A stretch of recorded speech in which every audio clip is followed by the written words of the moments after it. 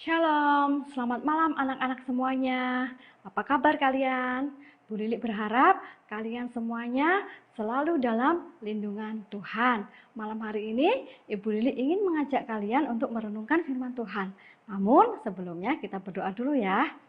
Tuhan Yesus, terima kasih. Tuhan sudah memimpin kami hingga hari ini. Malam hari ini, kami rindu untuk merenungkan firman-Mu. Tuhan, berkati perenungan kami hari ini. Dalam nama Tuhan Yesus, kami sudah berdoa. Amin. Malam hari ini, perenungan kita terambil dari Injil Lukas 22 ayat 7 sampai 20 dengan tema Yesus menetapkan perjamuan kudus.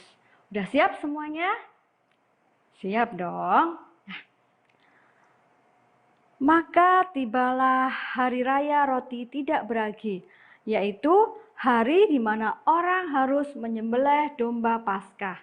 Lalu Yesus menyuruh Petrus dan Yohanes, katanya, "Pergilah, persiapkanlah perjamuan Paskah bagi kita, supaya kita makan." Kata mereka kepadanya, "Di manakah engkau kehendaki kami mempersiapkannya?" Jawabnya, "Apabila kamu masuk ke dalam kota, kamu akan bertemu dengan seorang yang membawa kendi berisi air. Ikutlah dia ke dalam rumah yang dimasukinya, dan katakanlah kepada tuan rumah itu, 'Guru bertanya kepadamu, di manakah ruangan tempat aku bersama-sama dengan murid-muridku akan makan Paskah?' Lalu orang itu akan menunjukkan kepadamu sebuah ruangan atas yang besar yang sudah lengkap. Disitulah kamu harus mempersiapkannya." Maka berangkatlah mereka, dan mereka mendapati semua seperti yang dikatakan Yesus kepada mereka. Lalu mereka mempersiapkan Paskah. Ketika tiba saatnya, Yesus duduk makan bersama-sama dengan rasul-rasulnya. Katanya kepada mereka, "Aku sangat rindu makan Paskah ini bersama-sama dengan engkau sebelum aku menderita.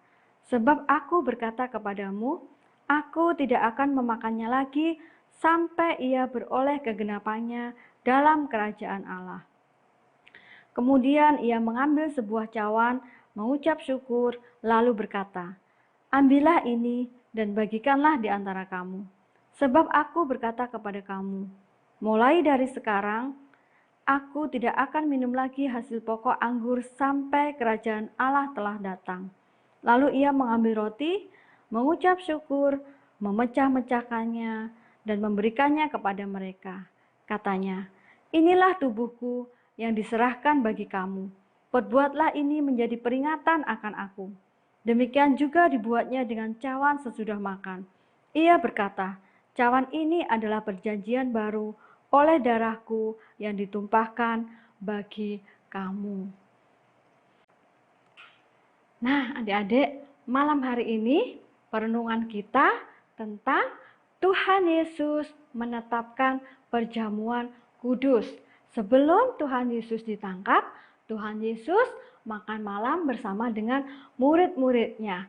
Tuhan Yesus memberitahukan kepada murid-muridnya untuk mengingat kematiannya.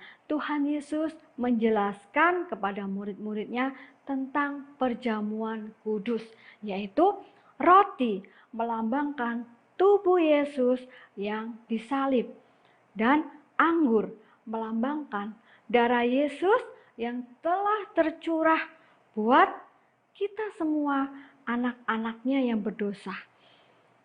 Tuhan Yesus rela disalib untuk menebus kita dari dosa-dosa kita.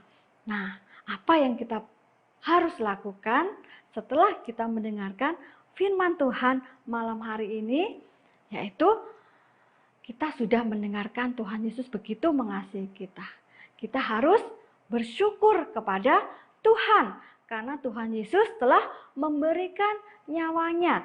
Tuhan Yesus telah rela menyelamatkan kita yang seharusnya kita disalib, kita yang menderita, kita yang dihukum. Tapi Tuhan Yesus telah menggantikan kita.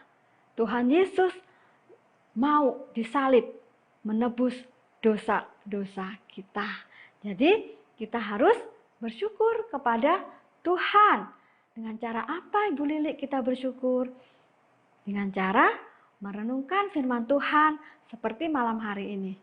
Tidak hanya merenungkan saja, kita juga harus rajin membaca Alkitab, membaca firman Tuhan.